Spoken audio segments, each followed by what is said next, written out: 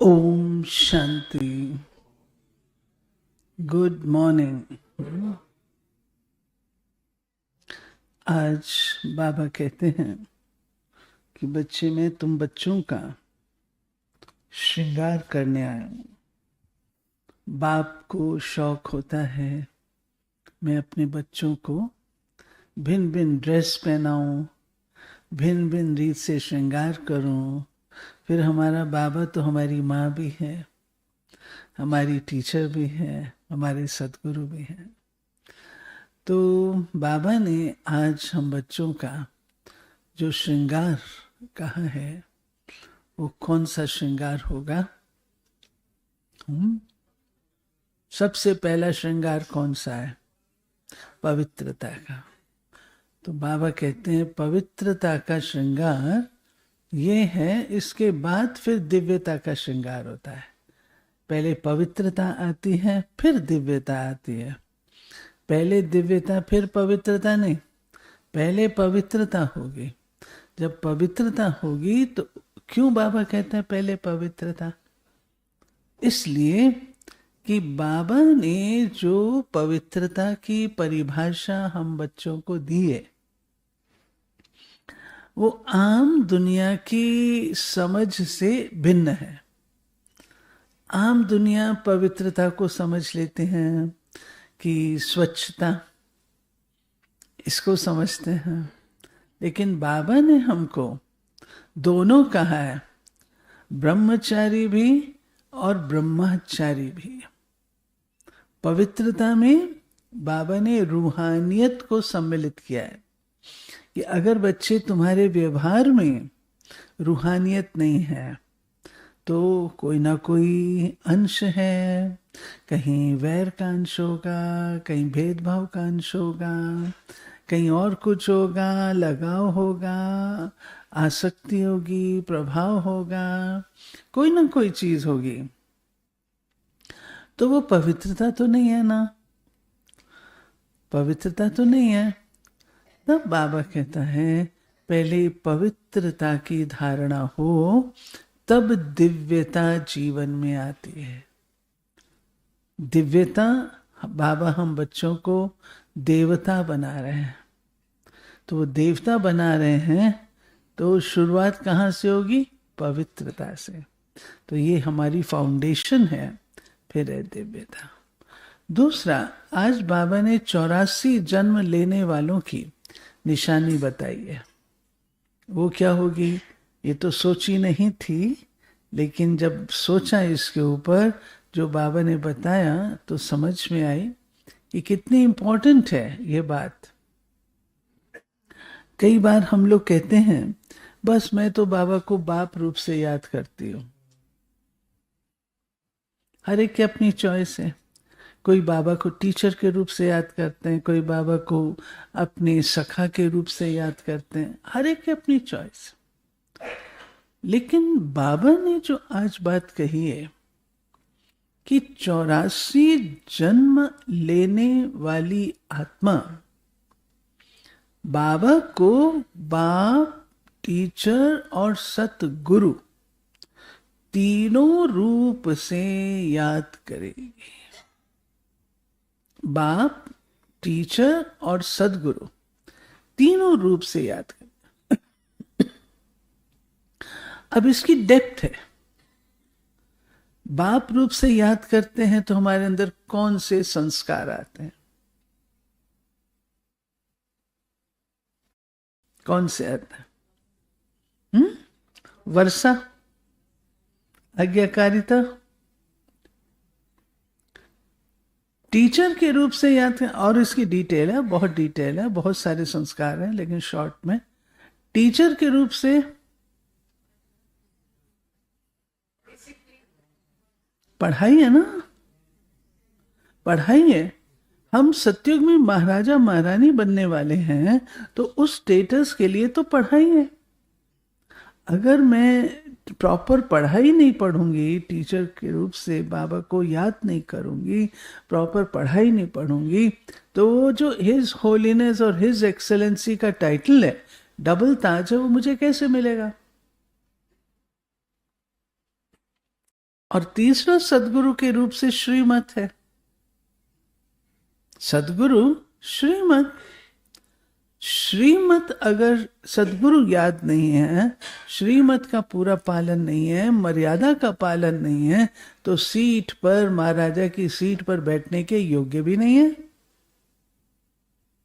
इसलिए आज बाबा ने कहा, बाप, टीचर, सदगुरु तीनों रूपों से मुझे याद करो। दूसरी निशानी बाबा ने कही है कि ऐसी आत्मा जो 84 जन्म लेती है, ऐसी आत्मा की निशानी क्या होगी, वो भी इसी तरीके से बताओ। जैसे ये है ना, ऐसे ही क्या उनके संस्कारों में होगा।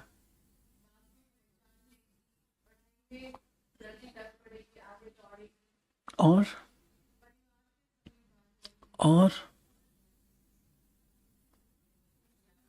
ऐसी आत्मा, 84 जन्म लेने वाली आत्मा, वर्तमान में उसके संस्कारों में क्या चीज दिखाई देगी?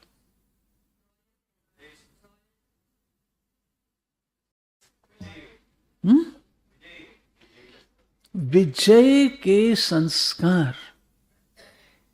वो कभी माया से हार नहीं खाएंगे।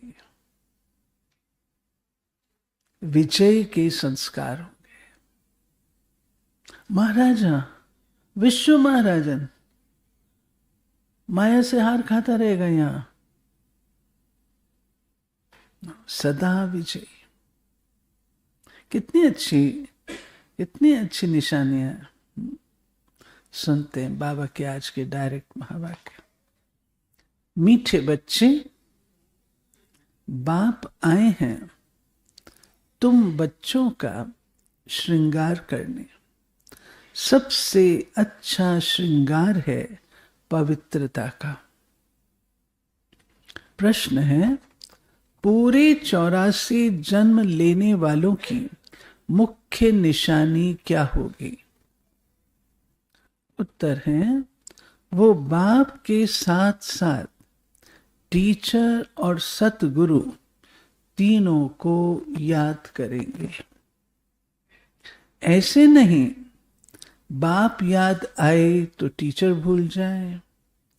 जब तीनों को याद करे तब ही कृष्णपुरी में जा सके, अर्थात आदि से पाठ बजा सके।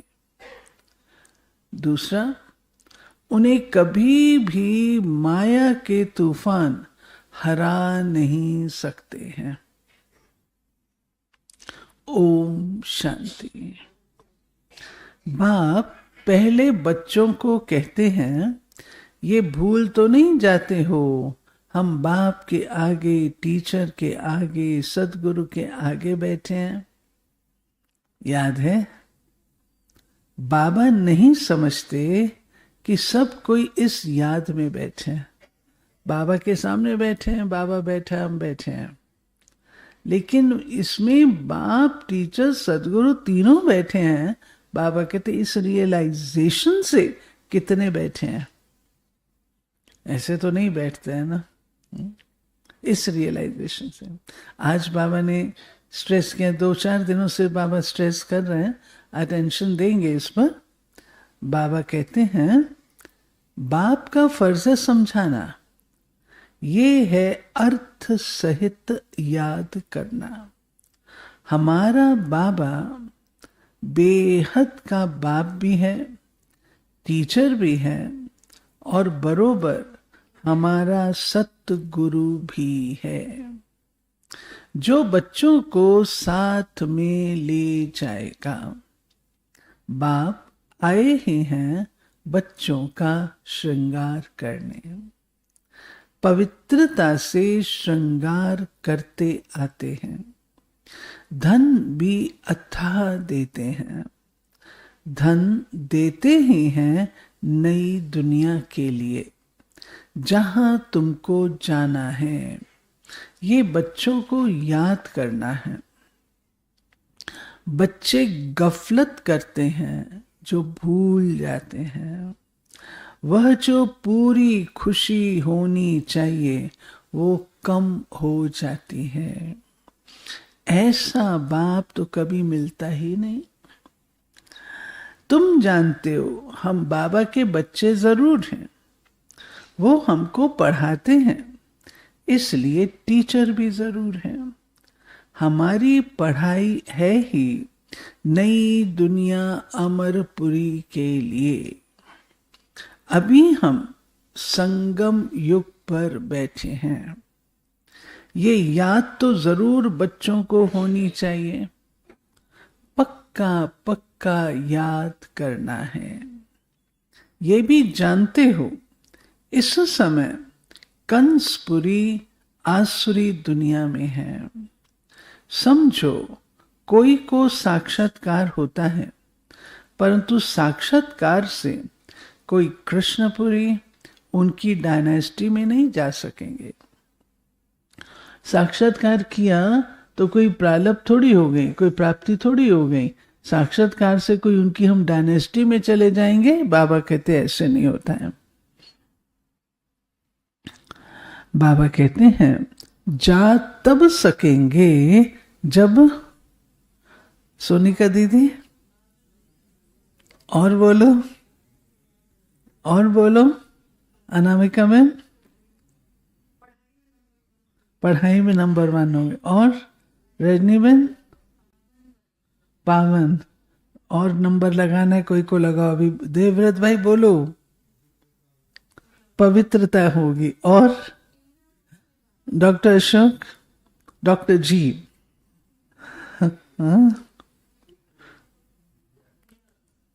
आज की मुरली से पिकअप करो ना। डॉक्टर सचिन, हाँ, आज बाबा की ये है विशेष लाइन चल रही है ना। बाबा कहते हैं जा तब सकेंगे जब बाप टीचर गुरु तीनों को ही याद करते रहेंगे। ये आत्माओं से बात की जाती है। आत्मा ही कहती है हाँ बाबा, बाबा आप तो सच कहते हो, आप बाप भी हो, पढ़ाने वाले टीचर भी हो। सुप्रीम आत्मा पढ़ाती है। लौकिक पढ़ाई भी आत्मा ही शरीर के साथ पढ़ाती है, परंतु वो आत्मा भी पतित तो शरीर भी पतित है। दुनिया के मनुष्यों को ये पता नहीं है कि हम नरकवासी हैं। अभी तुम समझते हो हम तो अब चले अपने वतन। पक्का श्वेता बहन, वतन याद है? चले अपने वतन, पक्का याद है? हाँ, ORC याद है? वापस जाना है याद है? वतन याद है? वतन कितना अच्छा शब्द है। ये तुम्हारा वतन नहीं है, ये है रावण का पराया वतन। दूसरे देश में जाकर के तो आधार हो जाता है ना, वो अपना देश तो नहीं होता है। अपने देश में आते हैं, पांव रखते हैं तो क्या स्वतंत्रता का अनुभव करते हैं। पराये देश में, पराये रावण राज में बाबा कहते हैं उसमें थोड़ी अपना वो आनंद आता है। तुम्हारे वतन में तो अथाह सुख है। यहाँ के लोग ऐसे नहीं समझते कि हम पराये राज्य में हैं। आगे मुसलमानों के राज्य में बैठे थे, फिर कृष्ण के राज्य में बैठे। अभी तुम जानते हो हम अपने राज्य में जाते हैं। आगे रावण राज्य को हम अपना राज्य समझ बैठे थे। ये भूल गए हैं कि हम पहले राम राज्य में थे। फिर 84 जन्मों के चक्र में आने से रावण राज्य में दुख में आकर पड़े हैं। पराये राज्य में तो दुख ही होता है। ये सारा ज्ञान अंदर में आना चाहिए। बाप तो जरूर याद आएगा, परंतु तीनों को याद करना है। ये नॉलेज भी मनुष्य ही ले सकते हैं, जानवर तो नहीं पढ़ेंगे। यह भी तुम बच्चे समझते हो, वहां कोई बैरिस्ट्री आदि की पढ़ाई होती नहीं। बाप यहाँ ही तुमको माला माल कर रहे हैं, तो सब तो राजाएं नहीं बनते हैं। व्यापार भी चलता होगा, परंतु वहां तुमको अथाह धन रहता है, घाटा आदि होने का कायदा ही नहीं। लूट मार आदि वहां होती नहीं, नाम ही है स्वर्ग। अभी तुम बच्चों को स्मृति आई है, हम स्वर्ग में थे, फिर पुनर्जन्म लेते लेते नीचे उतरते आए हैं। बाप कहानी भी उन्हों की ही बताते हैं। 84 जन्म नहीं लिए होंगे तो माया हरा देगी। 84 जन्म लिए तो माया से हार खाते रहेंगे। अगर पूरे जन्म है 84 तो निशानी है कि संपूर्ण विजयी थे। ये भी बाप समझाते रहते हैं, माया का कितना बड़ा तूफान है। बहुतों को माया हराने की कोशिश करती है। आगे चल तुम बहुत देखेंगे सुनेंगे। बाप के पास सबके चित्र होते तो तुमको वंडर दिखाते, ये फलाना इतना दिन आया, बाप का बना, फिर माया खा गई। बाबा कहते अगर मेरे पास ऐसे होते चित्र तो मैं बताता, दिखाता। चलते हैं, बहुत अच्छा चलते हैं, उड़ान भरते हैं, परंतु कहीं ना कहीं फिर कुछ खता कर लेते हैं तो बाप का हाथ छोड़ देते हैं। बाबा ने प्रदर्शनियां होती थी ना, तो प्रदर्शनियों में बाबा अच्छे अच्छे युगलों के फोटोज लगवा करके एल्बम बनवाते थे। वो एल्बम, क्योंकि पहले तो ये था ना ब्रह्मा कुमारियां घर बार छुड़ाती हैं, तो वो इम्प्रेशन को वाइप ऑफ करने के लिए अच्छे अच्छे फैमिलीज के अच्छे अच्छे उनके फोटोज युगलों के बाबा पूरा एल्बम प्रदर्शनी में रखते थे। ये देखो ये भी है, ये भी है, ये भी है, ये भी है। फिर उनमें से धीरे धीरे हमने देखा पुराने जैसे होते हैं, कोई तो खिसक गए, कोई जो है जिंदा है, अभी तक जिंदा है। तो बाबा कहते हैं अच्छा बाबा कहते हैं माया खा गई, मर गया, माया के साथ जा मिला। यहाँ इस समय कोई शरीर छोड़ते हैं तो इसी दुनिया में आकर जन्म लेते हैं। तुम शरीर छोड़ेंगे तो बाबा के साथ बेहद घर में जाएंगे। वहाँ बाबा मम्मा बच्चे सब है ना, परिवार ऐसा ही होता है। मूल वतन में बाप और भाई भाई हैं और कोई संबंध नहीं। यहाँ बाप और भाई बहन है, फिर वृद्धि को पाते हैं। चाचा मामा आदि बहुत संबंध हो जाते हैं। इस संगम पर तुम प्रजापिता ब्रह्मा के बनते हो तो भाई बहन हो, शिव बाबा को याद करते हो तो भाई भाई हो। ये सब बातें अच्छी रीति याद करनी है। बहुत बच्चे भूल जाते हैं। बाप तो समझाते रहते हैं।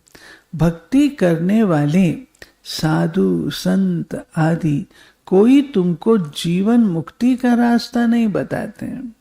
वो मुक्ति के लिए ही पुरुषार्थ करते रहते हैं। वो है ही निवृत्ति मार्ग वाले। वह राजयोग कैसे सिखलाएंगे? क्यों नहीं सिखला सकते? निवृत्ति मार्ग वाले तो एक्सपर्टीज है उनके पास, राजयोग क्यों नहीं सिखला सकते हैं? पारुल बेन,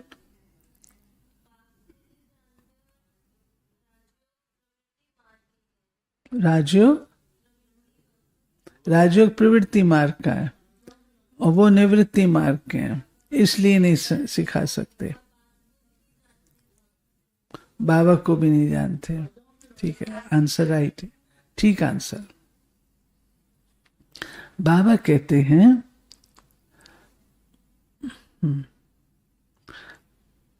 कहाँ गया, इस यहाँ बाप और भाई बहन है, फिर वृद्धि को पाते हैं, चाचा मामा आदि बहुत संबंध होते। इस संगम पर तुम प्रजा पिता ब्रह्मा के बनते हो, भाई बहन हो। शिव बाबा को याद करते हो तो भाई भाई हो। ये सब बातें अच्छी रीति याद करनी है। बाबा कहते हैं वह राजयोग कैसे सिखलाएंगे? राजयोग है ही प्रवृत्ति मार्ग का। प्रजा पिता ब्रह्मा को 4 भुजाएं देते हैं तो प्रवृत्ति मार्ग हुआ ना। यहाँ बाप ने इनको अडॉप्ट किया तो नाम रखा है ब्रह्मा और सरस्वती। ड्रामा में नूंद देखो कैसी है। वानप्रस्थ अवस्था में ही मनुष्य गुरु करते हैं 60 वर्ष के बाद। इसमें भी 60 वर्ष के बाद बाप ने प्रवेश किया तो बाप टीचर गुरु बन गए। अभी तो कायदे भी बिगड़ गए हैं। क्या कायदा बिगड़ गया? हाँ, ये कायदा बिगड़ा। छोटे बच्चे को भी गुरु करा देते हैं। ये तो है ही निराकार। तुम्हारी आत्मा का ये बाप भी बनते, टीचर सदगुरु भी बनते। निराकारी दुनिया को कहा जाता है आत्माओं की दुनिया। ऐसे तो नहीं कहेंगे दुनिया ही नहीं है। शांति धाम कहा जाता है, वहां आत्माएं रहती हैं। अगर कहें परमात्मा का नाम रूप देश काल नहीं तो बच्चे फिर कहां से आएंगे? जो सब उनको पिता कहते हैं, गॉड फादर कहते हैं, तो बाबा कहते हैं फादर है तो बच्चे ही तो फादर बोलेंगे ना। तो बच्चे कहाँ से आएंगे? अगर है ही नहीं उनका नाम रूप देश काल कुछ नहीं है तो बच्चे कहाँ से आएंगे? तुम बच्चे अब समझते हो ये वर्ल्ड की हिस्ट्री ज्योग्राफी कैसे रिपीट होती है। हिस्ट्री चैतन्य की होती है, ज्योग्राफी तो जड़ वस्तु की है। तुम्हारी आत्मा जानती है हम कहाँ तक राज्य करते हैं। हिस्ट्री गाई जाती है जिसको कहानी कहा जाता है। ज्योग्राफी देश की होती है। चैतन्य ने राज्य किया, जड़ तो राज्य नहीं करेंगे। कितने समय से फलाने का राज्य था। क्रिश्चियन ने भारत पर कब से कब तक राज्य किया। तो इस वर्ल्ड की हिस्ट्री ज्योग्राफी को कोई जानते नहीं। कहते हैं सत्युग को तो लाखों वर्ष हुआ, उसमें कौन राज्य करके गए, कितना समय राज्य किया, ये कोई नहीं जानता। इसको कहा जाता है हिस्ट्री। आत्मा चैतन्य, शरीर जड़ है। सारा खेल ही जड़ और चैतन्य का है। जड़ और चैतन्य के खेल को और किस किस रूप से बोलते हैं? जड़ और चैतन्य के खेल को और किस किस रूप से बोलते हैं? हाँ,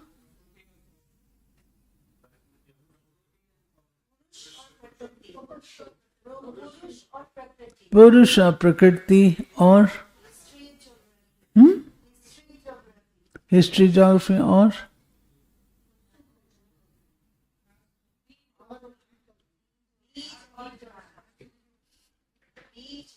बीज और झाड़ और भी हैं। और भी सोचेंगे ना, और भी नहीं। वो उस लाइन पर गए तो फिर बहुत सारे हो जाएंगे। शाम सुंदर, दिन और रात बहुत हो जाएंगे। तो बाबा कहते हैं तुम्हारी आत्मा जानती है हम कहाँ तक राज्य करते हैं। हिस्ट्री गाई जाती है जिसको कहानी कहा जाता है। ज्योग्राफी देश की होती है। चैतन्य ने राज्य किया, जड़ तो राज्य नहीं करेंगे। कितने समय से फलाने का राज्य था, क्रिश्चियन ने भारत पर कब से कब तक राज्य किया। इस वर्ल्ड की हिस्ट्री ज्योग्राफी को कोई जानते नहीं। हमारी हिस्ट्री ये है। ज्योग्राफी क्या है? ज्योग्राफी में क्या आता है अशोक भाई? ठहरो, तीनों लोग आते हैं और बस इतनी ज्योग्राफी है। ज्योग्राफी सबसे कठिन सब्जेक्ट बच्चे समझते हैं। ज्योग्राफी में और क्या आता है? प्रकृति आती है, वेजिटेशन आती है, ये सब चीज आ जाती है। तो बाबा कहते हैं नदियां आदि सब आती हैं, पहाड़ आते हैं। हाँ?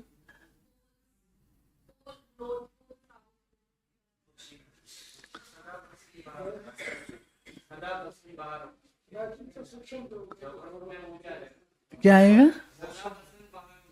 हाँ, ये सब क्लाइमेट में बाबा कहते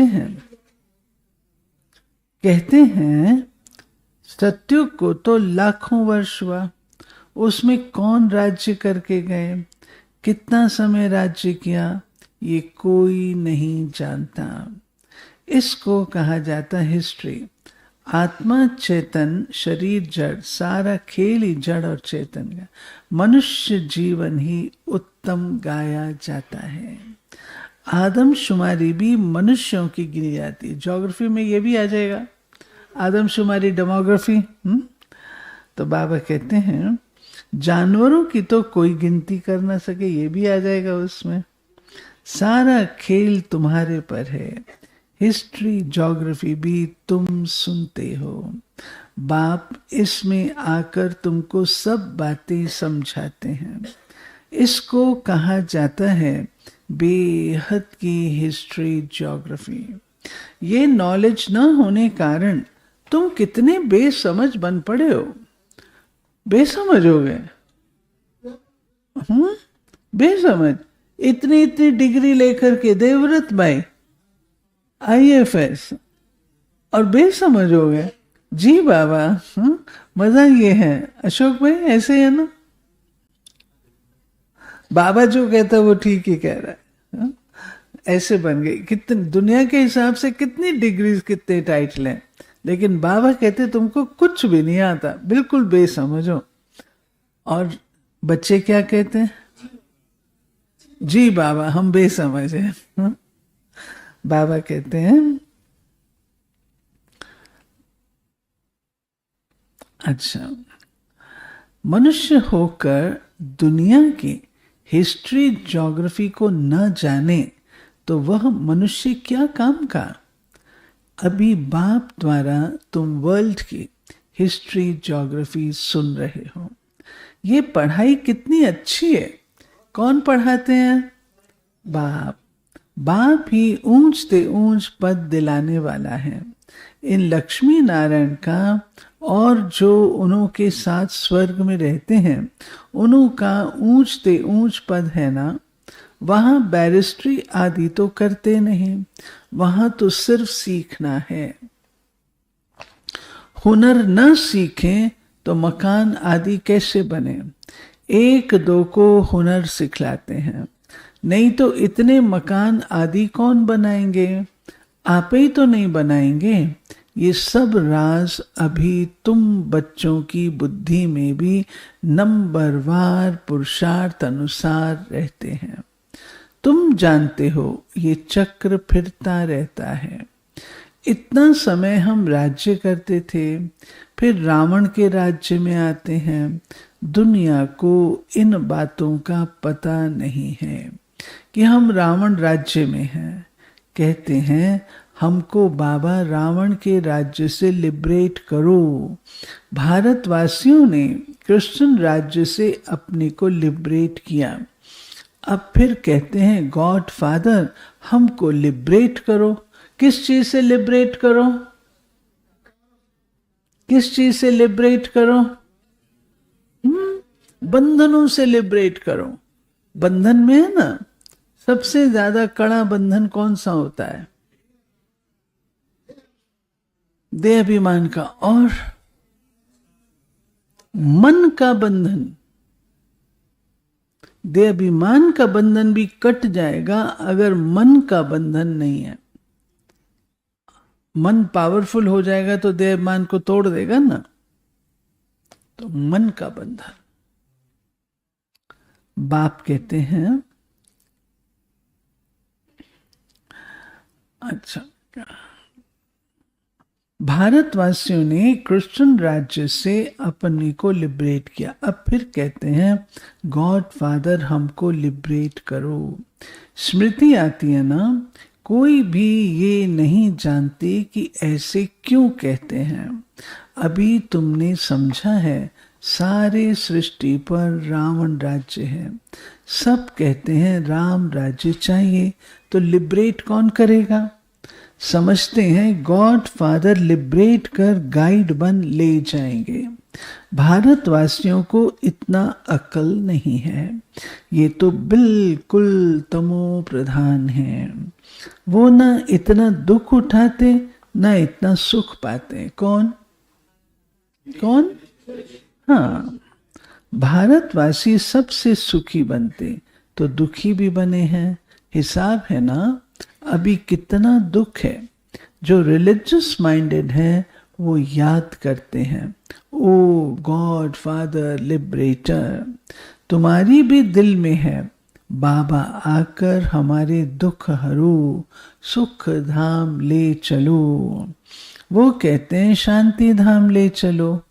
हाँ, और लोग तो शांति धाम जाना चाहते हैं, हम बच्चे कहाँ जाना चाहते हैं? सुख धाम। तुम कहेंगे शांति धाम और सुख धाम ले चलो। अब बाप आया हुआ है तो बहुत खुशी होनी चाहिए। भक्ति मार्ग में कन रस कितना है, उनमें रियल बात कुछ भी है नहीं, एकदम आटे में नमक है। चंडिका देवी का भी मेला लगता है।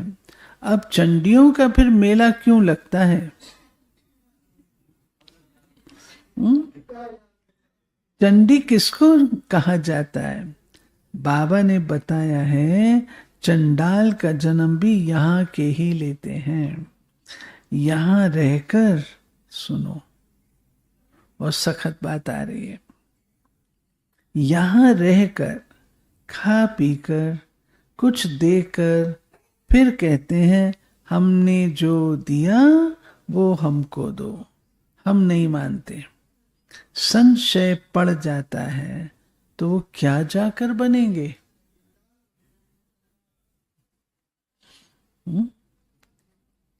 ये क्यों? चंडियों का मेला लगता है। मेरठ में नौचंदी मेला होता है, पता नहीं वही है या कोई और है।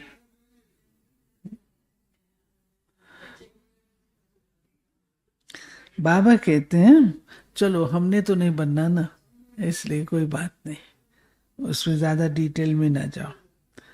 ये एक पाप कर्म है एक्चुअली। खा पी करके रह करके फिर बाबा को कहना कि हमको हमारा वापस करो, हमको दो। ऐसी बुद्धि किसी की बननी नहीं चाहिए। कल परसों बाबा ने कहा था यज्ञ में दे करके कहते हमको वापस। अरे अरे आपने यज्ञ में डाला, किसी को पर्सनल तो नहीं दिया आपने, यज्ञ में डाला। अब यज्ञ से कैसे निकाला जाए? ऐसी बुद्धि किसी की बननी नहीं चाहिए।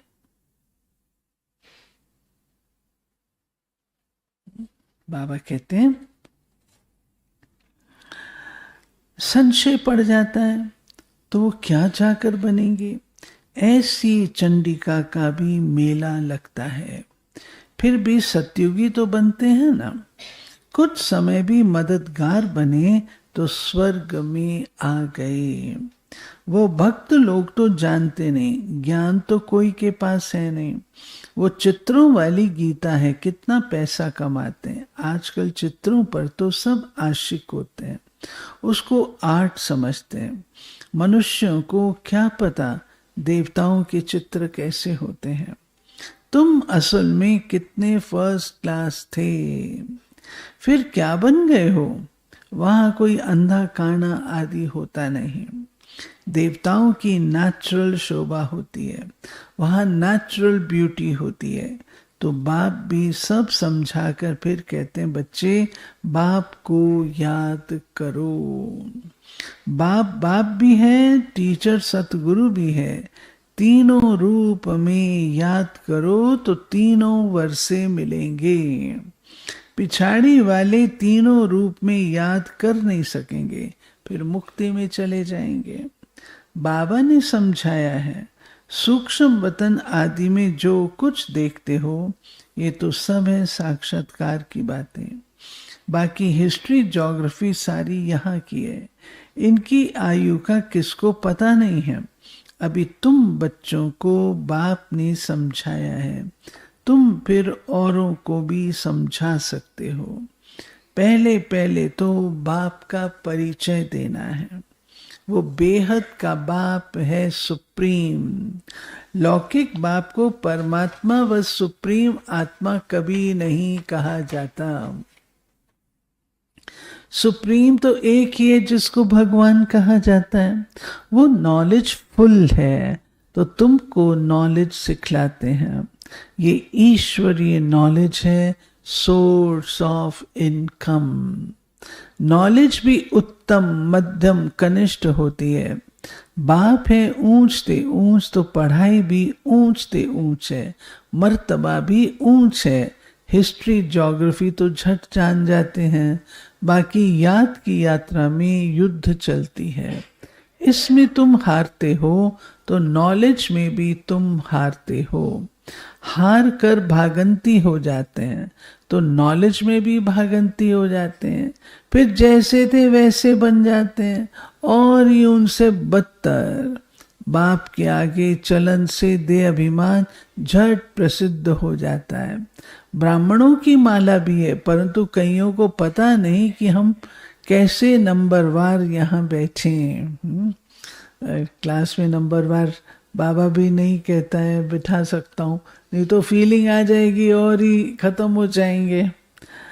देह अभिमान है ना, निश्चय वाले को जरूर अपार खुशी होगी। किसको निश्चय है हम ये शरीर छोड़कर प्रिंस बनूंगा? किसको निश्चय है ये शरीर छोड़ के प्रिंस बनेंगे? बाबा कईयों ने हाथ, सबने हाथ उठाया।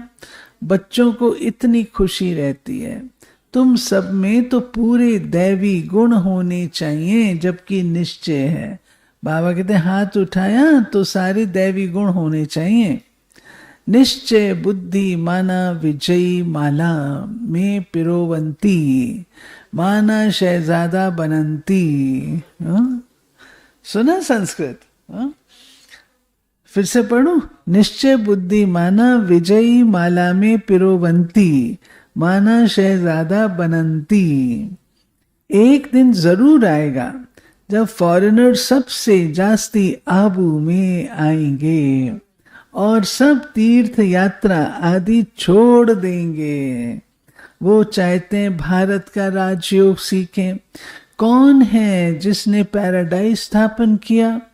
पुरुषार्थ किया जाता है, कल्प पहले ये हुआ होगा तो जरूर म्यूजियम बन जाएगा। समझाना है, बन गया ना म्यूजियम मधुबन में। समझाना है, ऐसी प्रदर्शनी हमेशा के लिए लगाना चाहते हैं। 4-5 वर्ष के लिए लीज पर भी मकान लेकर लगा सकते हैं। हम भारत की ही सेवा करते हैं सुख धाम बनाने के लिए। इसमें बहुतों का कल्याण होगा। अच्छा, मीठे मीठे सिकी लधे बच्चों प्रति मात पिता बाप दादा का याद प्यार और गुड मॉर्निंग। रूहानी बाप की रूहानी बच्चों को नमस्ते। हम रूहानी बच्चों की रूहानी बाप को नमस्ते। धारणा के लिए अपार खुशी में रहने के लिए सदा स्मृति रहे कि स्वयं बाप हमारा श्रृंगार कर रहे हैं। वो हमें अथाह धन देते हैं। हम नई दुनिया अमरपुरी के लिए पढ़ रहे हैं। दूसरा, विजय माला में पिरोने के लिए निश्चय बुद्धि बन दैवी गुण धारण करने हैं। जो दिया उसे वापस लेने का संकल्प कभी न आए। संशय बुद्धि बन अपना पद नहीं गंवाना है। वरदान, क्रोधी आत्मा को रहम के शीतल जल द्वारा गुण दान देने वाले वरदानी आत्मा भव। क्रोधी आत्मा को रहम के शीतल जल द्वारा गुण दान देने वाले वरदानी आत्मा भव। आपके सामने कोई क्रोध अग्नि में जलता हुआ आए, आपको गाली दे, निंदा करे, तो ऐसी आत्मा को भी अपनी शुभ भावना शुभ कामना द्वारा वृत्ति द्वारा स्थिति द्वारा गुणदान या सहनशीलता की शक्ति का वरदान दो। क्रोधी आत्मा परवश है। ऐसी परवश आत्मा को रहम के शीतल जल द्वारा शांत कर दो। यह आप वरदानी आत्मा का कर्तव्य है। चैतन्य में जब आप में ऐसे संस्कार भरे हैं तब तो जड़ चित्रों द्वारा भक्तों को वरदान मिलते हैं। स्लोगन, याद द्वारा सर्व शक्तियों का खजाना अनुभव करने वाले ही शक्ति संपन्न बनते हैं। याद द्वारा सर्व शक्तियों का खजाना अनुभव करने वाले ही शक्ति संपन्न बनते हैं। अव्यक्त इशारे।